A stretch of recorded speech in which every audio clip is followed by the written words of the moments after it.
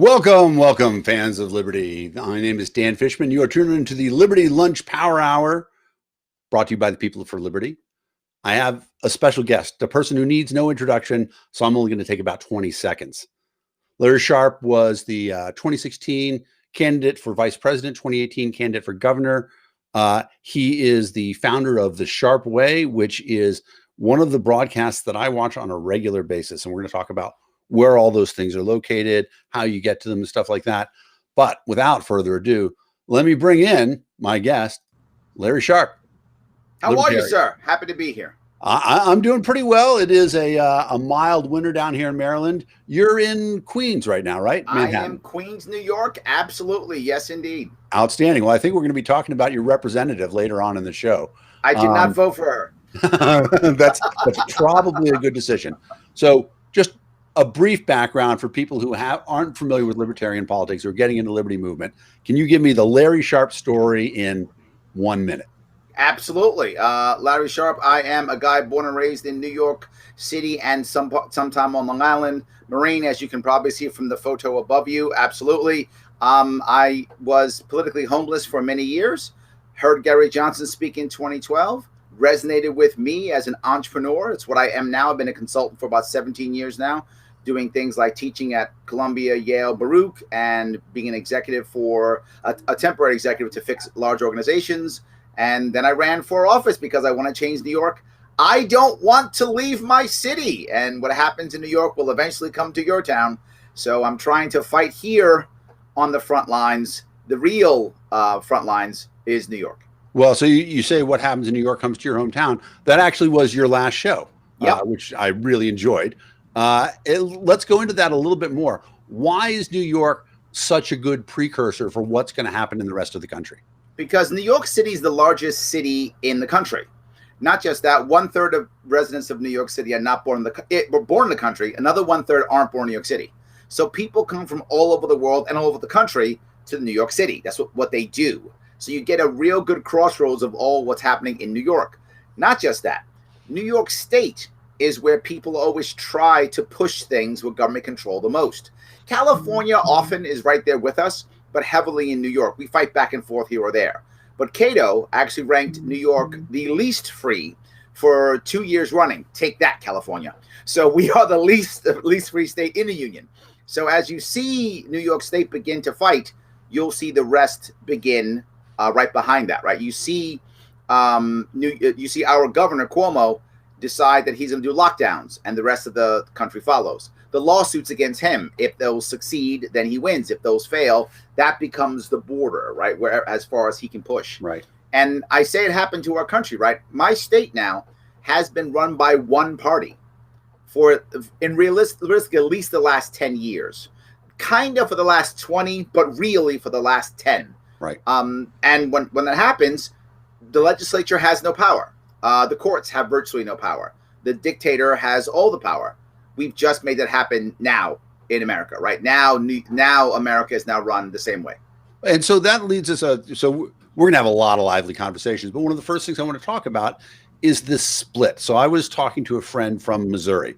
Now, Missouri went, I believe, 59% for Trump, right? And that's as close to a landslide as there is politically. There's Trump signs everywhere. And he said that 50% of the state is like, yeah, no, we know that they faked things out on the East Coast and stuff like that because there's this big split that's going on right now. How do you, as a communicator, bring people into a place where they can actually hear what really happened? Well, if you notice, I don't talk about what really happened. I don't say it was rigged or it wasn't rigged. I don't say either. And I have purposely not gone down that road. And the reason is the facts don't matter. They really don't. What matters is the culture and the emotion behind all of it. And here's the issue. If it's rigged as bad as Trump and his supporters say so, and it might be, again, I purposely did not go down this hole.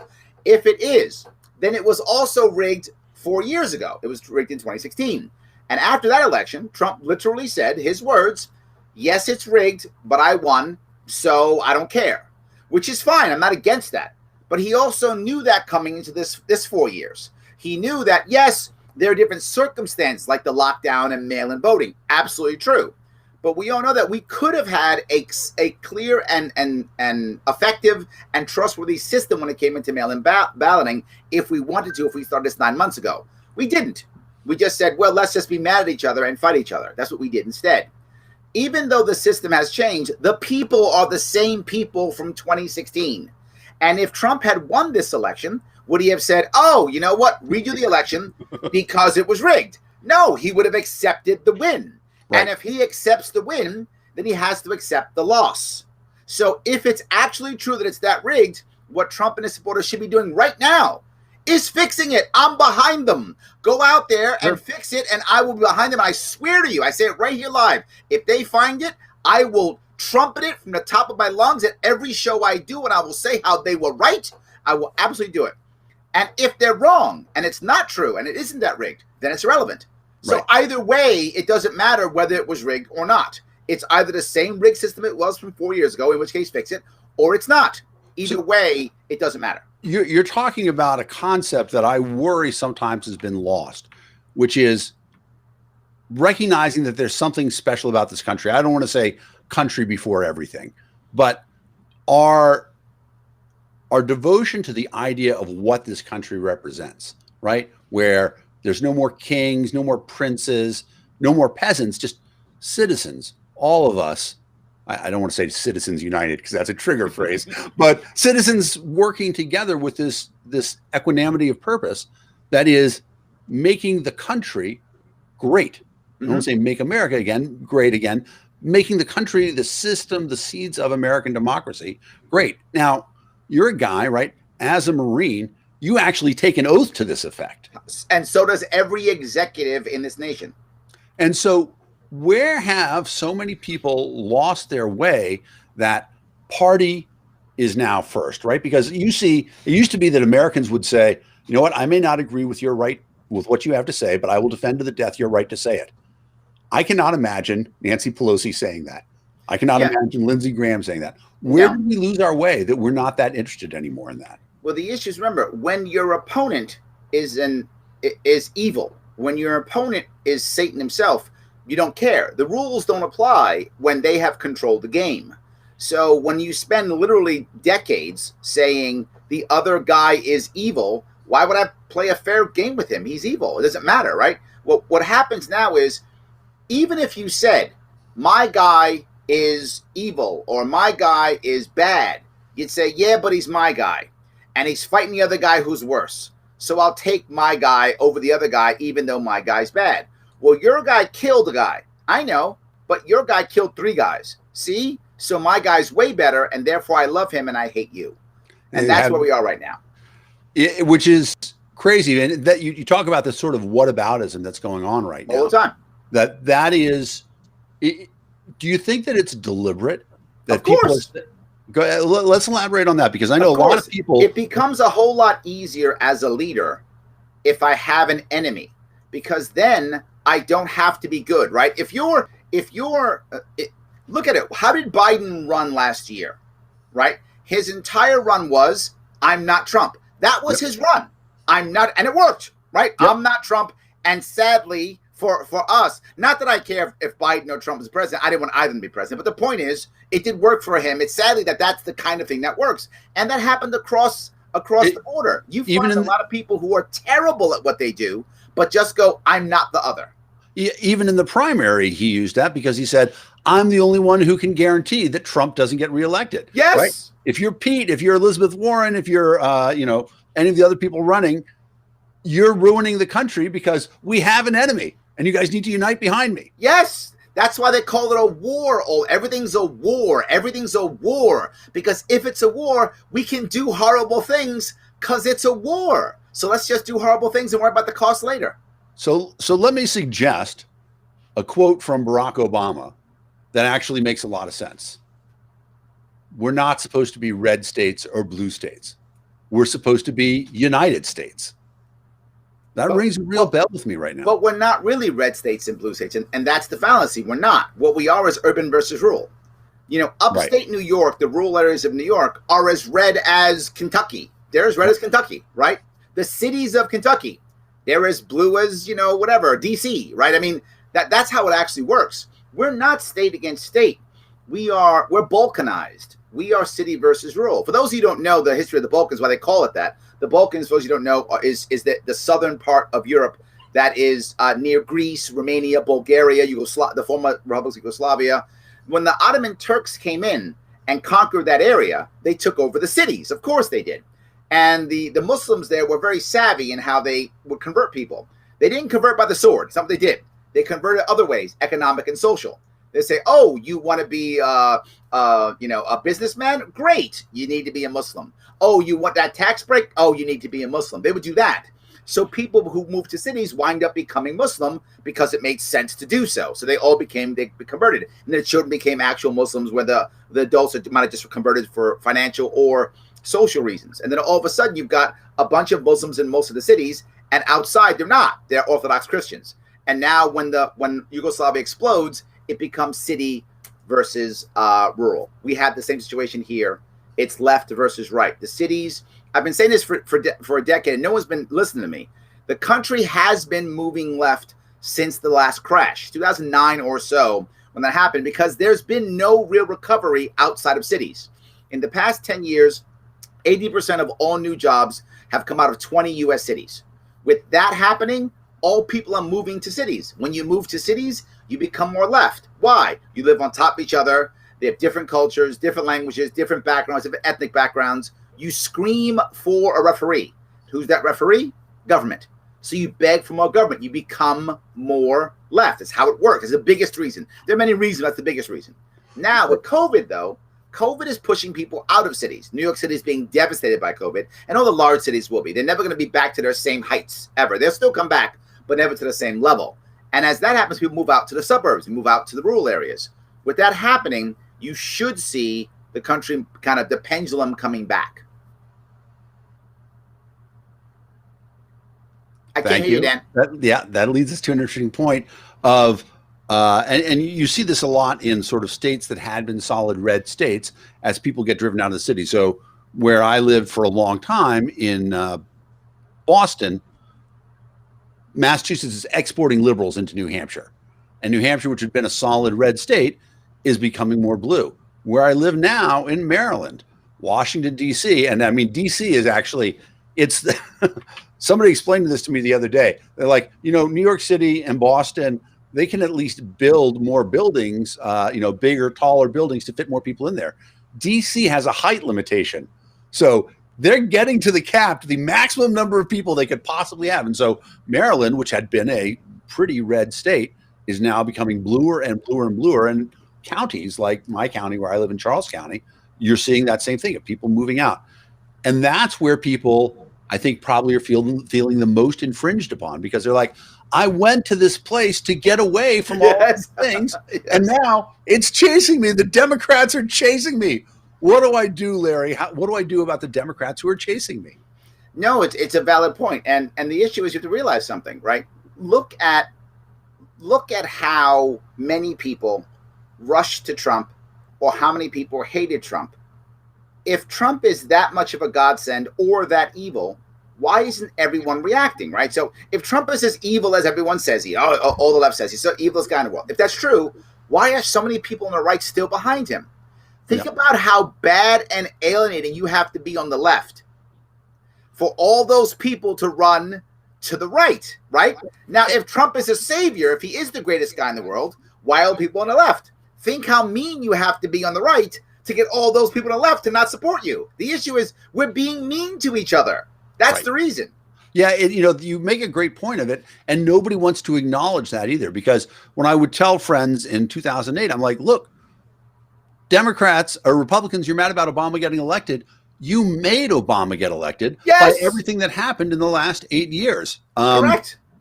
And we made Trump happen too. Remember, Bush gave us Obama. Obama gave us Trump. Trump gave us Biden. This is what people said, Larry, why won't you either get behind Biden, get behind Trump, or go against Trump? I said, why? If Trump wins, okay, we won't get a Biden or a Kamala Harris or whoever the next Democrat du jour is. We won't get them for 4 more years. So what? I've just kicked the can down the road.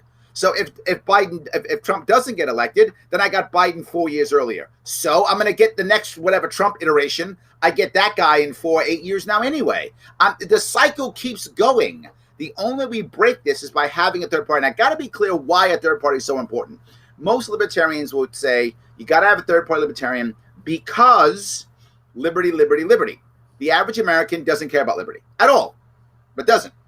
This is a story that we tell each other as libertarians all the time. Oh, all Americans want freedom. That's garbage. There's no evidence to make that true. We just tell ourselves that. The reality of it is if you have a third party, you have an actual referee. That's the most important piece. You have an actual referee and someone who can join both sides and actually cross the aisle. And I have actual evidence of this from last year. Last year, when George Floyd dies, the left yells, all cops are bad, defund the police. The right yells back the blue, and nothing changes except one person, the one libertarian in Congress. Yeah, the one libertarian, Justin Amash, says, you know what? Let's create an actual bill, and let me cross the aisle to both sides and see if some will jump on, and both sides did. The only person who was thinking about an actual answer was libertarian, and the only person who could talk to both Democrats and Republicans was libertarian. Democrats can't talk to Republicans. They lose their seat. Republicans can't talk to Democrats. They lose their seat. Libertarians can talk to both. That is the most important for the nation reason why we have to push the third party, which is Libertarian Party. And so that leads to a very interesting thing. So Joe Jorgensen covered the margin of victory in all of the swing states. Are libertarians going to be in that position for the foreseeable future? That's why there was a runoff, because of Shane Hazel. Shane Hazel in Georgia, libertarians, the reason, thank you, Shane, if you're watching, you're amazing. Shane Hazel's the reason why we had a runoff in Georgia. Yes, that's a good thing. People always tell me, Larry, you libertarians, you can't get 51% of the so-and-so. We don't need 51%. We need about 5%, give or take, and then we're the swing vote in almost every state. Right. And so I'm guessing that you have friends who are libertarians who have been called spoilers. Oh, yeah. They ran for office. And yet, if you are that kingmaker, right, that person that has that vote, that actually has a huge outsized impact on the country. 100%. Because people want to, right? I mean, right now, there are a lot of Republicans and Democrats who are saying to themselves, Shane Hazel got 2.5%, and that 2.5% seemed to go entirely Democrat in the general election, in the runoff. How do we get that 2.5%? And they should have gone on Shane Hazel's podcast, and he offered it to them, and they didn't go, and they paid the price. Yeah, I would say that's an excellent point. So for people who don't know, Shane invited the Republican and the Democrat to come on to his show, and the Republican agreed to do it and then bailed. Didn't even have the courtesy to say no right up. He said, yeah, sure, I'll be on there. People start hyping the show, stuff like that, and then pulls the plug out from under. Yep. So it's not shocking that the libertarian-minded voted, just because libertarians, one of our most important things is always honor contracts.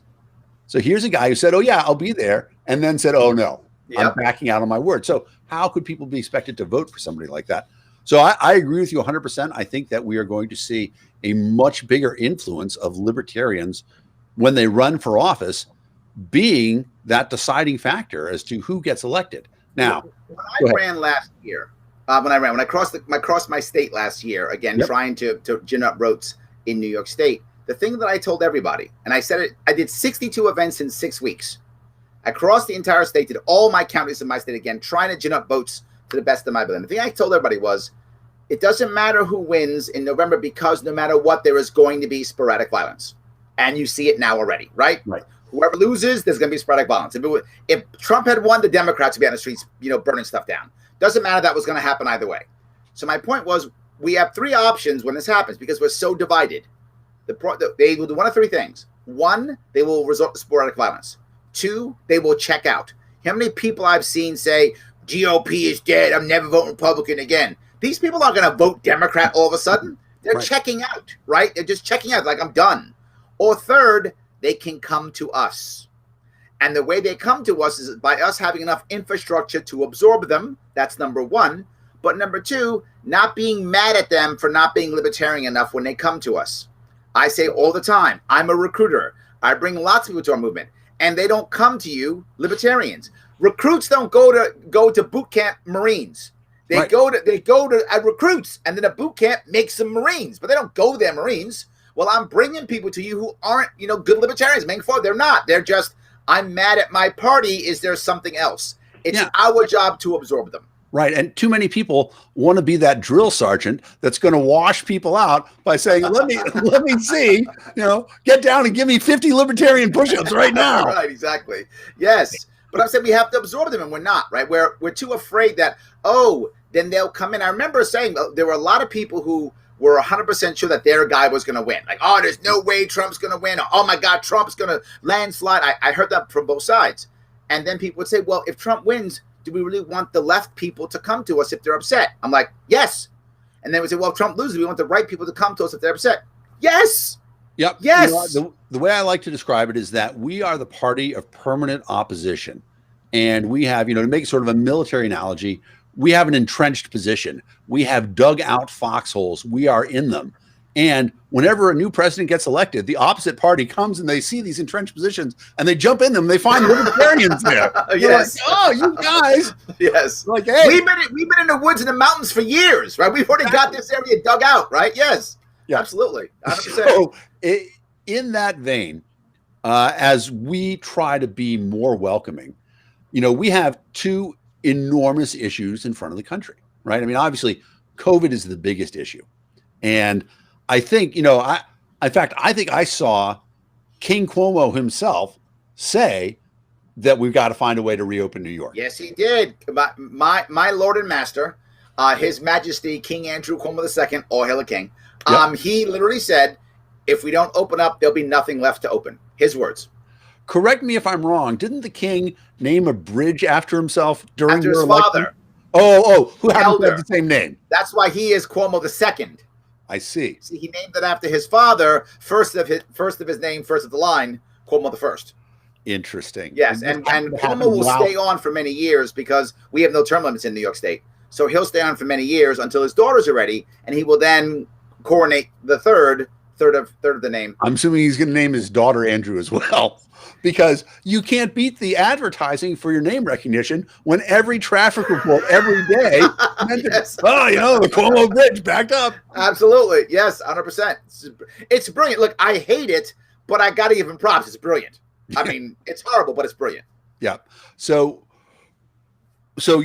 they're talking about reopening New York, but really there's a lot of stuff that happened in the shutdown that probably wasn't anything other than this is my knee-jerk reaction to show that I'm in charge and that I'm doing anything. This is my point about the libertarian way and versus the Democrat or Republican way. Black and white thinking is the norm for Democrat and Republican. Someone says something, you then take one side or the other. There is no nuance. I literally put on my website, for those who care, my YouTube page, you can go to the Sharpe Way YouTube. There's a little playlist called COVID-19 answers or something like that. It's COVID-19. There's 10 videos. I put this up last March, so about 9-10 months ago, and I explained exactly what we should do to deal with COVID. I'm not a Monday morning quarterback. I said how to handle this 9-10 months ago. It's there. If anybody cares, you can check it out. And it doesn't work. There we go, right there. What's it say? COVID-19 response, March 2020. There we go. That's exactly what I did. If you care, you can watch those videos. There's 10 of them there, which explain exactly, even how to pay for it. I've never planned to pay for it, everything, without raising taxes, without forcing anybody to do anything. But they couldn't do that. Once you go to force, this is a problem, and this is what people don't get. Government is force. Once you go to force, you can't back off anymore. Once I shut your business down or make your kids stay home from school or ruin his or her experience or destroy your business, how do I go back and go, oh, yeah, I was wrong? I can't. So all I do is double down. And the best example that really got me, have you seen the Netflix special Waco? Yes. In Waco, there's a part that really affected me, and I got it. There's a part where after they've made a bunch of mistakes, they've already surrounded the compound, where they're now trying to negotiate with the people inside. And the FBI guy, ATF guy's there, and so was one of the representatives from the compound. And the guy from the compound says, you could just go away. Like, you could just leave. And That's it. You could just leave, and this is over. And the people in the compound can't fight the government. So once they leave, it's over. There's no repercussions. There's nothing. You just go away.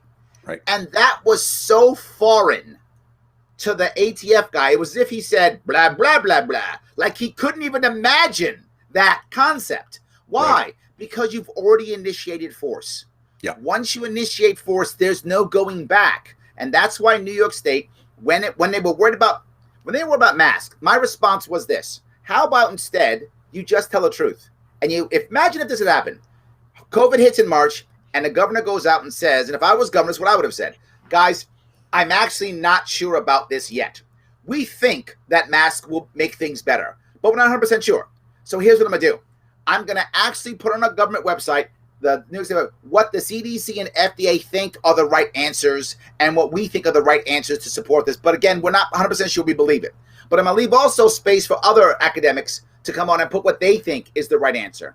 Please, if you would, pick one of them and do something. I'm begging you to do this because we're going to maintain transparency. I want every county to report to me and see what's actually working and what's not working. And in 3 months, we'll know what actually works in each and every county, and we'll adjust from then.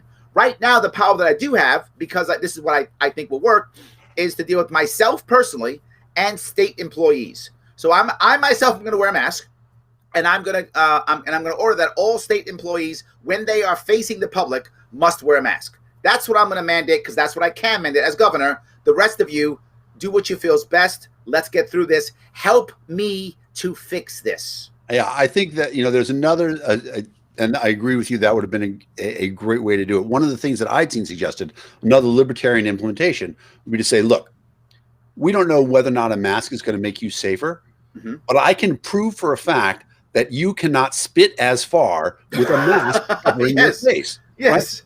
That's obvious to everybody. And so wearing a mask certainly helps to diminish your ability to spray liquids. And so it doesn't make you any safer, or we don't know if it's going to make you safer. This is not something that you're doing for yourself. This is something you're doing out of respect for every other person that you're going to come up with. We're not going to tell you to do it, but just like we're not going to tell you that you have to be polite in public. We're going to ask you, though, and then you get a bunch of stars behind it. I want to be respectful. LeBron James, I'm wearing a mask. I love it. I think and this happened in New York. I saw it in my own city. We started already doing it. People started wearing masks. And one of the reasons why, and for those of you who know New York City, and if you live in a big city, you know this, we have a large East Asian contingency in New York City. About 12% of our city is Asian. So maybe about 6 to 8% is East Asian, give or take, in that area. It's a big chunk. We have Chinatown, Koreatown in our city. If you have a big city, you probably have a Chinatown in your city. East Asian cultures already had SARS and H1N1 and all. So many of them wear masks already as part of their culture from there. So we already saw that in New York City. So when this happened, most of our East Asian population began to wear masks again already. They were already on board with that. So a lot of people saw that and followed that. And went, oh, we should do that. So they were starting to wear masks before there was any mandate. That happened already in New York State as early as January and February. It began to happen. Not just that, stores started to do the 6 feet rule on their own. The local people were making money on buying the stickers that go on the floor that say 6 feet away, and they were selling the stickers they could put on the floor in the stores and such. That was happening already. Then the mandate came, and we fought back. When the mandate came, that's when we took the mask off. Right. Because you better not. They say people don't like change. That's not true. People don't like being changed. Yeah, we love change when we decide. I heard a great story from, and this is how long ago it was. I took a cab in New York City, right? But I had a cabbie who said, let me tell you, New Yorkers, if you ask us to help out, we'll help out. We love nothing more. But if you tell me I got to do something, we're going to fight.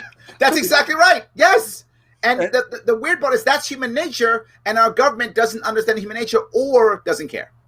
Or maybe deliberately, to a certain extent, there is some of that they want to say, if we don't give a mandate, that jeopardizes everything else that we do. So we have to lead by force. We have to give people orders, because if people get by without us giving orders, if they survive this without the help of government, right? Exactly. Maybe they start to question other things that they need government for. I agree completely, but I think what government does well, and what people don't understand, is that when you win an election, it's not because you were the best person for that job. Elections aren't job interviews. Right. If we think that's true, that's why we lose. Elections are not job interviews, right? Elections are popularity contests. That's what they are. So you won the election because you were the most popular. If you're the most popular person there, then use that popularity to convince people to do things. You're supposed to be an influencer. Right. You don't have to be a dictator, right? If I won the election of governor, I'd have been a superstar. And I could have said, guys, you should wear a mask. I don't have to fight you. A lot of people would have worn a mask because I'd have been a superstar guy who came from nowhere and won the election. You know, we have a great example of that now. And you use the word influencer. You know, look how much money influencers are getting paid. Oh, right? Yes. And they're not using any force at all. Nobody is forcing you to watch a YouTube person or any other personality. It's because they're naturally influential and they're able to do that. And we have a monetized value on that. I can't remember the total, but I remember the last year, the highest paid influencer was a 6-year-old kid who was unboxing presents. Wow. And made $18 million just opening up toys. It's amazing. That's a great job for a 6-year-old, right? I know. That's the best job ever. So I want that job now. What are you talking about? So, you know, you mentioned Waco, which is a series that I recommend everybody that watch. I have to tell my one Waco story. During the siege, I was teaching in Liberty Hill, Texas, at a residential psychiatric hospital. And we got some kids because they released a batch of kids before the big conflagration. And some of those kids came to our place. And before they came, now we were a psychiatric hospital, but we had a cult deprogrammer come in and talk to us and said, you're not ready for kids like these because these kids have been told everything that you're going to say to them. They have been prepped. They've been told when you're out in the public, people are going to try to tell you, oh, your parents are crazy. Right. Oh, you know, all these things, the stuff that they do, it's not normal. Here are all the things you say. And he gave us this great analogy. He said, I want you to imagine that there's an arsonist. And what he does is he likes to burn down buildings with people inside of them. So what he does is he dresses up as a police officer and he knocks on the door and he says, I want to tell you that there's a sniper in the neighborhood. So please stay in your house no matter what. It's like somebody might try to come and trick you to come out so that he can shoot you. Don't come out of your house until another police officer comes by. Then he goes around and he lights the house on fire in the back of the house. Now, if you see all this, how do you convince these people to come out of the house, right? If you tell them, hey, your house is on fire, they're like, yeah, whatever, we're not coming. If you try to pull them out of the house, they're going to fight you because that's what they've been expected. They've been programmed not to do that. And so what you have to do is you have to say, you know, I thank you for answering the door. I smell something in the air. It's burning my nose. Can you identify what this smell? They'd be like, I guess that smells like smoke. You say, and there's this thing behind your house and it's bright and it's hot. I touched it and it burned me. Can you come take a look? Like, oh my God, the house is on fire. And then they'll come out. And the problem that we've been dealing with is that most people have been programmed to not hear our message. They've been programmed by the idea of big government is the answer to everything. And so every time we try to reach them, they resist us. One other thing you said about, you know, we're not doing a good job by trying to convince people that they need to be free. If you ask the average American, do you want to be free? They'll be say, I am free already. Yes, I go to work. I am free. Exactly. Absolutely. Yep. And so what are some of the ways that we can wake people up to the idea that they're not as free as they think they are? There's two things that I've done a lot, and I think it's one of the reasons why people tend to listen to me as a general rule of the people who, you know, follow me, right? They tend to go, oh, yeah, that guy makes sense. They tend to. The first thing is I give everybody respect. I don't try to convince them that they're wrong. That's not the issue, right? If you ever watch my show when I interview people from the left and the right. I've interviewed literally Marxists. I've interviewed socialists. I've interviewed people who, you know, say who Republicans in New York City, Republicans from across. Doesn't matter what it is. I've interviewed them all, right? And I never go, man, you're wrong. I go, okay, so you think that. All right, gotcha. Okay, well, how about this? Okay, got it. That's all I do. I let them talk. And what happens is we go back and forth. And what happens is they begin to go, that Larry Sharpe may disagree with me, but he actually respects me in my view, which means they're open to hearing me again. It's literally that simple. Once I show them some respect and don't insult them or try to throw facts at them and show them why they're wrong or prove them incorrect, they go, okay, you know what? I'll listen to that guy again. And I don't need them to all of a sudden go tomorrow, you know what? I'm libertarian. That's not my goal. I can't do that anyway. But can I get them to go, those libertarians have some points. I should listen. Yes, that is a goal I can achieve. And that's what I'm trying to do, just to get them to go, okay, maybe. Now, this may sound weird, but I'll go into a level of, you talk about people who are trying to change people, right? Yeah. When I was in the Marine Corps, I spent a short time in counterintelligence. And when I was there, one of the stories that they told us during one of our trainings was about an Army officer in the Korean War. And this Army officer was captured in the Korean War, and he was interrogated by Chinese because the Chinese had invaded. They had joined the North Koreans, and so we had a Chinese interrogator. And we had that Chinese interrogator. This guy was the stereotypical West Point, New Englander, wealthy, officer. That's who he was. And so the Chinese interrogator started to talk to him about, hey, communism is awesome. Here's why communism is great. Capitalism fails. Here's why it failed, blah, blah. And at one point, the officer just goes right to the interrogator and says, guy, come on. What, you're going to try to convince me that communism is great?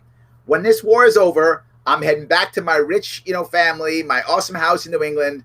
Yeah, stop. I'm not going to believe that. And the Chinese interrogator says to him, oh, no. My goal isn't to get you to think that communism is awesome. My goal is only one thing, to get you to think that your way isn't perfect. And if I get that, and just crack that, you'll leave Korea. That was his whole goal. That's often my goal, just to accept that your left-right paradigm is not perfect. Not that there aren't some good things in your paradigm. There are.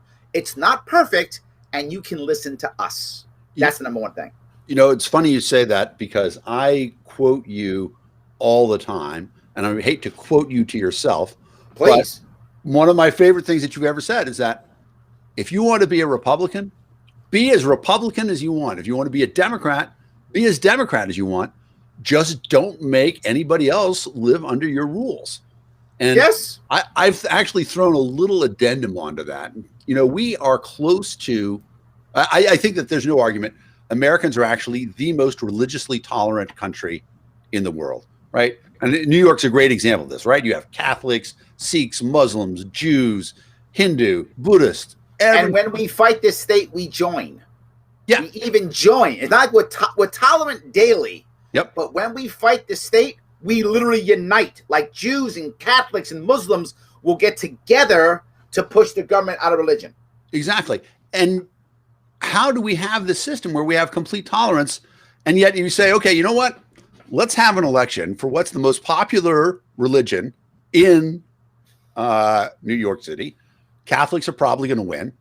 And then we say, okay, for the next 2 years, everybody has to live under the Catholic rules. Exactly. Right? Yes. No meat on Fridays. Yeah. The Jews are going to lose it. Yes, absolutely. Yes, 100%. Yes. Exactly. And so, it's only through this one crazy thing of government, this idea that government is supposed to rule us.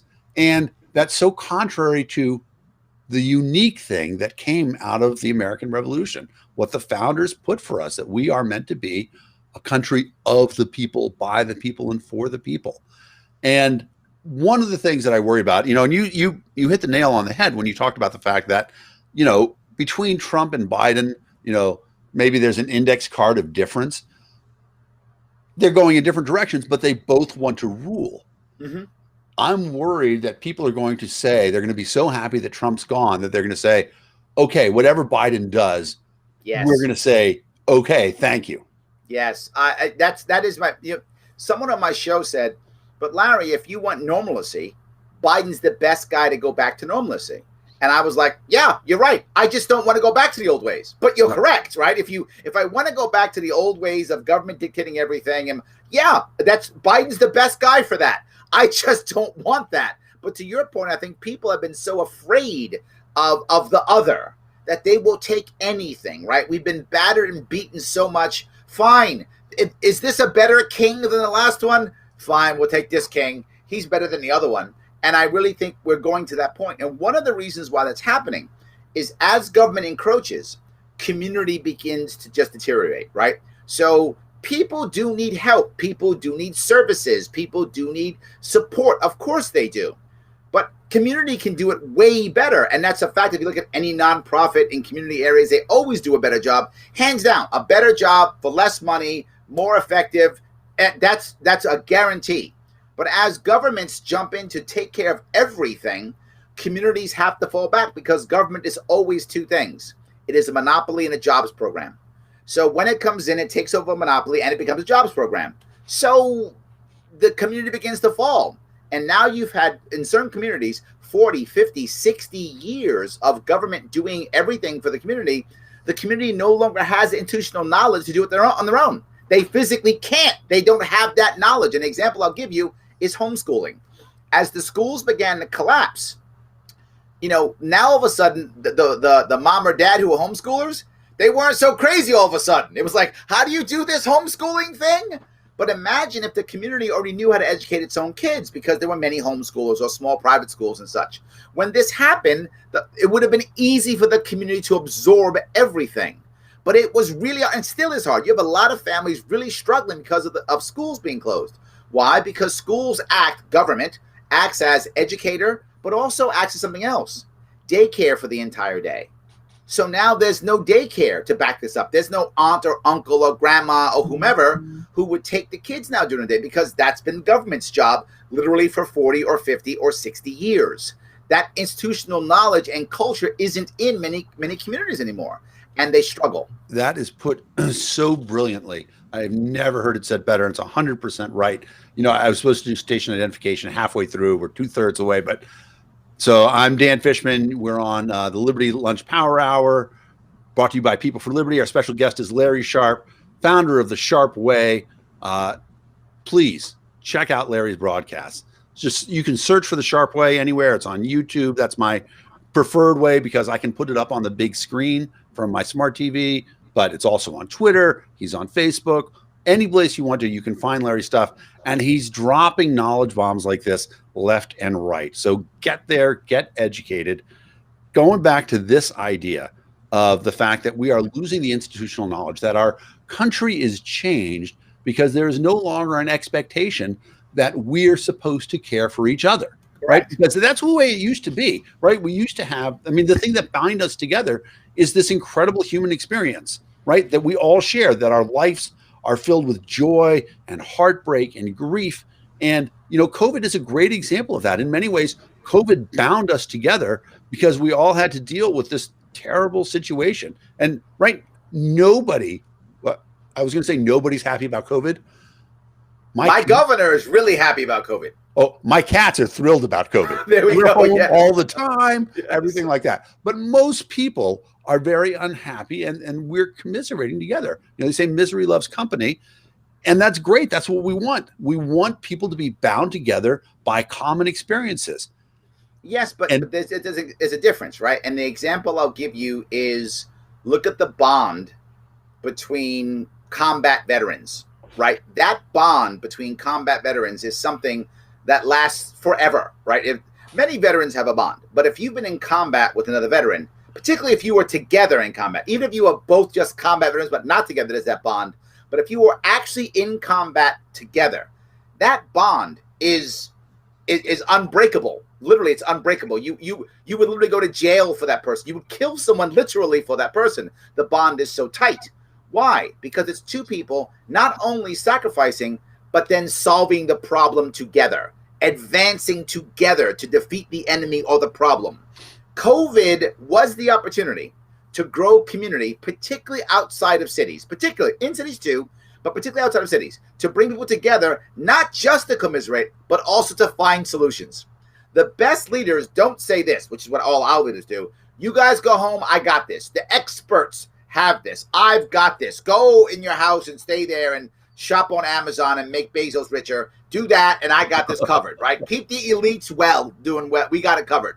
A good leader does this. Guys, there is the problem. Come with me. Help me. Get up. Dan, get off your seat. I need your help here. Let's go. Come on. Get your friends. Let's do this. I'm here. I'm in. Yes. That's what a good leader does. And we didn't do that. And we had opportunity, and our state did. Cuomo could have said, you know what? Counties, give me answers. There was a county in my state, as of the summer, I don't know if this happens in the last big push, it only had 6 deaths in the entire county. And all 6 of those deaths, it was Yates County, came from one nursing home.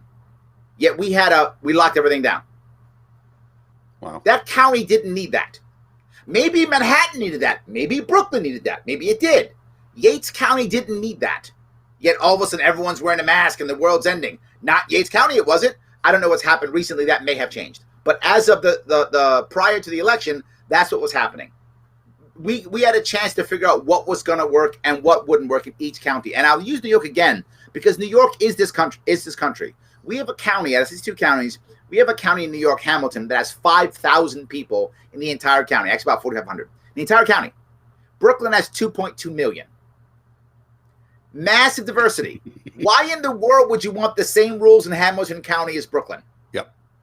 You know, it's interesting because I think I'll use an example, New York South, also known as Florida. Mm-hmm. And, you know, Florida's governor, for whatever reason, has had a much more hands-off attempt. And I think we're going to see 2 years down the line a real difference between. You can see it now. No, you can see it now. Florida right now does not have a lockdown, hasn't had a lockdown forever, had a short one, then stopped, let it go, and just said, you know what happens. Local people figure this out. Let's do this. Florida has more people than New York State. Yep. Florida has a higher percentage of elderly people than New York State. Florida has half the budget of New York State. Florida has no income tax. New York State does. And Florida has less deaths, both per capita and overall. Fascinating. I mean, you couldn't, I mean, people who are looking for numerical results. I mean, first of all, it speaks to the wisdoms of the founders who said, you know what? Let's put it in the name so they don't forget. They're supposed to be states that are united, not unified. Yes. Let's put it in the name, Casey. I like that. But I'm going to steal that one. That's very good. You're welcome to, because, sir, I've stolen many things from you. Then looking at that and seeing, you know, we're going to get to see how the Dakotas did. We're going to get to see how the Mountain West did. And then we're going to get to see California, because California, right, had one of the strictest lockdowns of all. Yep. And Los Angeles is terrible right now. Yep. Right. We both have friends who are in that area. Absolutely. And it is astonishing, right? The fact that ambulances don't take people who are going to die to the hospital anymore because the hospital doesn't have room for them, that they are driving in oxygen. So this was the amazing thing to me. I heard the other day that somebody was driving up trucks filled with oxygen containers from Mexico. Mm-hmm. Mexico is sending medical relief to California. Okay, that alone has got to be saying, look, we could be doing this a lot better. And, you know, it's not the government that asked for that oxygen either. It's some entrepreneur. Yes, correct. You know what? Oxygen, we don't need to have that inspected. I can just bring it in. So it is astonishing to see the various levels that people are doing it.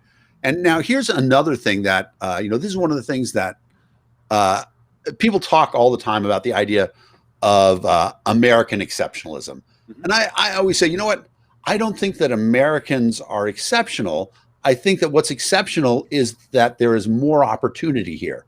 But you could take anybody here and give them that opportunity, and they would find a way to become exceptional. And there's this great book, Hayek's last book, not to go too libertarian think club on us, but The Fatal Conceit.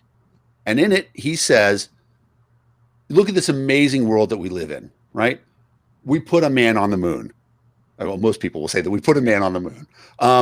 The internet, the mobile phone, this incredible highway system, all these things that exist in our society. And the fatal conceit is that anybody could have planned that. It happened because people tried 1,000 different things and 999 of them failed. But one succeeded, and that one that succeeded was better than all those other 999. And then everybody copied. Exactly. It was tested in fire.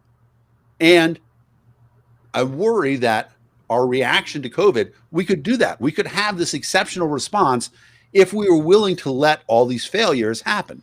But I'm afraid that government is trying to take failure out of the equation. 100%. It is zero tolerance, which is the worst thing in the world. Zero tolerance creates cancel culture, which is the worst thing in the world. I spend so much of my time consulting businesses saying, stop with zero tolerance.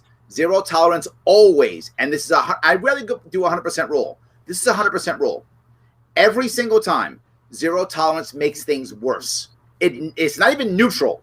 it makes things worse because now there's no chance for failure. No one has a chance. Failure's not an option. That's insanely stupid to even say. People say it all the time. And they go, Larry, we can't do it. Failure's not an option. Failure's always an option. What are you, perfect? Failure's always an option. In fact, any system should realize it's filled with flawed humans and should be prepared for failure. That's what a good system you set up in any government, business, your home is set up for someone to fail. How do you deal with that? There's a way to deal with it when you forget your password, right? They've set in a system that you can now deal with failure. That's how it works. Any good system has that. We've decided that's not true. And you can see it already in New York State. New York State now is passing more laws, right? We did this. Our governor just did State of the State. This is going to happen in the country. So you might not care now if you live in New York State. It's coming to our nation. Now we're creating a health corps, which is a group of people they're going to hire so they can, at state money, of course, going to hire to go around and teach people how to be ready for COVID. What a colossal waste of time and money. Not just that, we're now also, because we screwed up vaccines so bad, now we're creating massive super mega centers. And our governor literally said, we need thousands of these centers that can give out vaccines. And I said, if only there was some group or industry that already had thousands of centers that give vaccines. Oh, wait, there are over 5,000 pharmacies in New York State. They're there already. They already have the data, the information, and they would love to bring people to their stores. Sure. So they would do this for free without one government dime or the hiring anybody or anything whatsoever. Just give it to them and say, show me your ID. Are you 75 years or older? Here's your vaccine. Next week, are you 65 or older? Here's your vaccine. Guess what state did that? Yeah, Florida. And they're having a better result than we are because that was the right answer, right? So we actually added more. And he proudly said, we have a complex and detailed plan. That's the problem. Right. That is the problem. It doesn't have to be complex. At it's all. not rocket science. In fact, the more complex it is, the less people will engage. Right. I take this away from the former vice chair, Alex Merced. Right. Alex Merced always said, he said this, and I use this all the time. He said, look at the difference between Uno and Dungeons and Dragons. And I love Dungeons and Dragons, by the way. But I also love speaking my language. I love both, right? I love both. But if I went to a club or a bar or a place or anywhere and I said, hey, guys, we'll play some Uno, I could probably find somebody to play Uno with me. Okay, fine, let's play some Uno. And if you didn't know how to play, I could teach in 5 minutes how to play Uno. You could just be taught. Life is good. We jump in. People would see it, want to play. But not just that. You don't need a referee. It's obvious. If it's a blue 2, if you put down a red 5, you're cheating. You get called out. Doesn't work. No worries, right? Very simple. People engage. Now Dungeons & Dragons. As I love Dungeons & Dragons. I was a DM. I'm a total geek. I love it. But if I walked into a bar or a club or a room and said, hey, I got my Dungeons & Dragons book. Who wants to play Dungeons & Dragons? Odds are most people wouldn't want to play. And if you didn't know how to play, it's going to take me hours to teach you how to play that game. And on top of it, there has to be a referee, literally a dungeon master who hides behind stuff and has information nobody has, literally. And the more you know, the better off you are. The longer you've been in, the better off you are. I want government to be more like Uno. Yeah. So that more people engage, more people want. We don't need referees. We know who's cheating, and more people be involved. And I'll take that analogy a little bit further too, in that, Dungeons and Dragons being this broad, encompassing game, you can do anything with the rules of Dungeons and Dragons. But if government is Uno, they're not going to try to say, you know what? How do we get food to pregnant mothers with our Uno deck? Maybe that's the way it's supposed to be. We're not supposed to have those tools. Yes. And so that leads to, we're coming into the tail end of the show, the tools going forward for our society. Okay. Mm-hmm. We've always felt that those are inherent within people. What is the thing that we can do, that anybody can do, to find a way to support somebody else to be better in our society? What is the way that we say, you know what? Because sometimes I worry that people think libertarians only care about liberty for themselves. Mm-hmm. And that's a big misconception. I mean, there may be some people who are like that, but I've heard a lot of people say that they want to replace the sign, the flags that say, don't tread on me, with don't tread on anyone. 100%. That is a number one issue, right? I speak about that all the time. People say constantly, they say, Larry, do you talk more about like the Libertarian Party or more about libertarian ideology? I say neither. This doesn't say the Liberty way. This doesn't say the Sharpe Liberty something. This is the Sharpe way.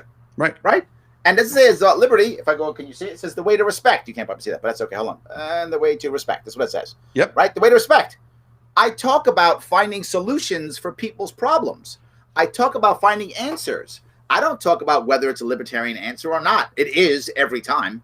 But I talk about those things. If you get people to know that you have answers for their problems, they'll begin to listen to you. And they'll find libertarianism on their own.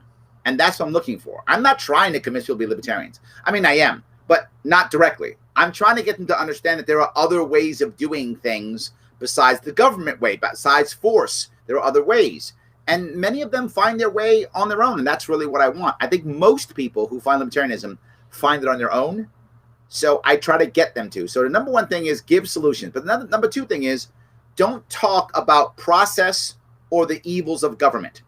Talk about what works. Agree to the end game first. In other words, if someone says to you, and this is the example I bring often, I'll ask the room of libertarians, are you guys against universal health care? Everyone in the room, yeah. I said, no, you're not. What you're against is the mandate.